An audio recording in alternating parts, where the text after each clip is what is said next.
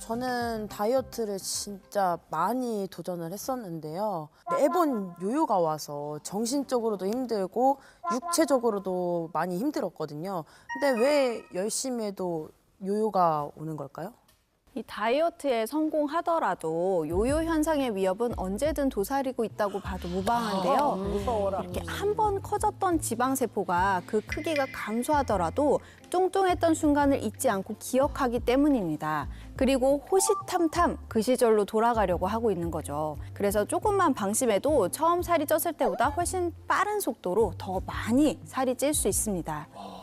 그러면 여기 계신 분들 중에서 나도 요요 현상 경험해 본 적 있다. 무조건이죠. 무조건이지. 아, 다요? 지겨워요, 요요 지겨워. 따님 왜 안 드세요? 저는 두 손 들겠습니다. 저도 결혼식 때 죽기 살기로 살을 빼서 인생 사진을 남겼어요. 맞아요. 20kg가 빠져가지고. 그때 이쁘셨어요. 네. 20kg. 근데 엄청 이뻤어요. 맞아요. 감사합니다. 근데 그 대가로 대가로. 다시 이렇게 요요가 와서 20kg가 찐 거죠. 이 모습이 된 거예요. 그래서 이번 목표는 요요가 없는 다이어트를 성공하고 싶어요. 아, 이 요요 때문에 이 상처받는 분들이 한두 분이 아니거든요. 이 요요를 피할 방법은 없는 건가요? 요요 현상은 다이어트를 얼마나 꾸준히 지속할 수 있느냐가 가장 중요한데요. 여기 계신 분들은 다행히 함께 다이어트할 파트너가 있으셔서 훨씬 더 유리하실 것 같습니다. 실제 미국에서 과체중 커플을 대상으로 연구를 한 결과 부부, 커플 중 한쪽이라도 다이어트에 적극적이면 다른 한쪽도 자연스럽게 체중이 줄어드는 것을 확인했다고 합니다. 연인이나 배우자에게 체중 감량에 대한 긍정적인 영향을 미치는 일종의 파급 현상이 일어나기 때문인데요. 이 요요 현상을 예방하기 위해서는 평소에 꾸준히 지방세포의 크기를 관리하는 게 중요한데요. 지방이 노랗게 보이지만 현미경으로 자세히 살펴보면 백색 지방과 갈색 지방으로 나뉩니다. 흔히 비만의 원인으로 알고 있는 나쁜 지방이 백색 지방이고요. 백색 지방은 각종 질환의 원인이 되는 중성 지방의 형태로 존재를 합니다. 바로 이 백색 지방의 크기를 줄이는 게 관건인데요. BNR17 유산균이 백색 지방의 크기를 줄이는 데 도움을 줄 수 있습니다. 비만한 쥐에게 BNR17 유산균을 10주 동안 투여했더니 백색 지방 세포의 크기가 감소했음을 확인했다고 합니다. 네, 우리가 흔히 운동하면서 지방을 태운다고 표현을 하잖아요. 실제로 BNR17 유산균이 체내 지방을 연소시키는 데 도움을 줄 수가 있습니다. 두 개의 초를 각각 지방세포 그리고 심지를 지방을 연소시키는 유전자라고 가정을 해보겠습니다. 먼저 심지가 하나일 때는 초가 천천히 녹는 모습이죠. 네.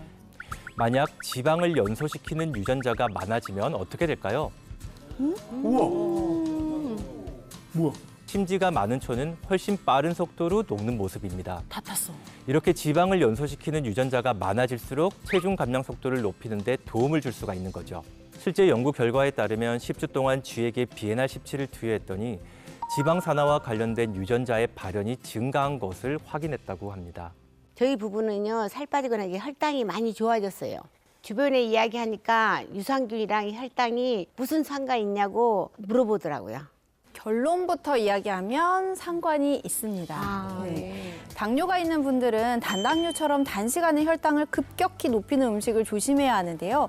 혈당이 갑자기 오르면 이를 낮추기 위해서 저혈당이 초래되고 극심한 혈당 기복이 반복되면 혈관에 염증을 유발할 수 있기 때문입니다. 그런데 BNR17 유산균이 필요 이상으로 인슐린이 과다 분비되는 것을 막아서 혈중 인슐린 농도를 감소시키는 데 도움이 될 수 있다고 합니다. 실제 연구 결과에 따르면 당뇨 유발 쥐에게 BNR17 유산균을 투여했더니 공복 혈당과 식후 혈당이 감소했다고 합니다. 저는 다른 건 다 자제할 수가 있는데 과일하고 떡을 너무 좋아해가지고 조금씩 먹고 있거든요. 큰 문제는 없겠죠. 네, 글쎄요. 우리가 한국인은 흔히 밥심으로 산다는 말이 있을 정도로 우리가 탄수화물을 좋아하고 많이 먹는데요. 이 문제는 탄수화물은 비만과 직결되는 원인이죠. 그런데 BNR17이 탄수화물 흡수를 억제하는 데 도움이 될 수가 있습니다. 우리가 섭취한 탄수화물은 소화효소에 의해 잘게 쪼개져서 분자 크기가 작은 단당류로 저장이 되는데요. 여기 있는 작은 구슬이 단당류라고 가정을 하겠습니다. 분자 크기가 작은 단당류는 빠르게 소장벽을 통과하는 모습이죠. 소화 흡수가 빠르기 때문에 혈당이 빠르게 올라가고 남은 단당류 역시 지방으로 차곡차곡 저장이 되게 됩니다. 이때 BNR17 유산균이 들어가면 어떨까요? 체내에 있는 단당류를 끌어모아서 다당류로 전환시키는 역할을 할 수 있는데요. 이 분자 크기가 큰 다당류는 소장벽을 잘 통과하지 못해 흡수가 잘 되지 않는 모습이죠. 때문에 탄수화물이 체내에 잘 축적되지 않고 몸 밖으로 배출되는 것을 도울 수 있습니다. 단 그렇다고 해서 지나치게 탄수화물을 섭취하는 건 좋지 않겠죠?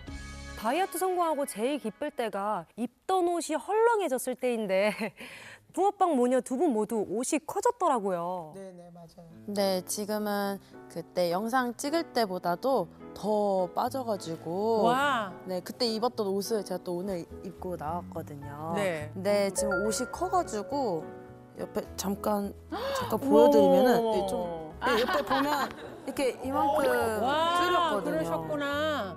옆에도. 네, 허리도 한 4인치 정도.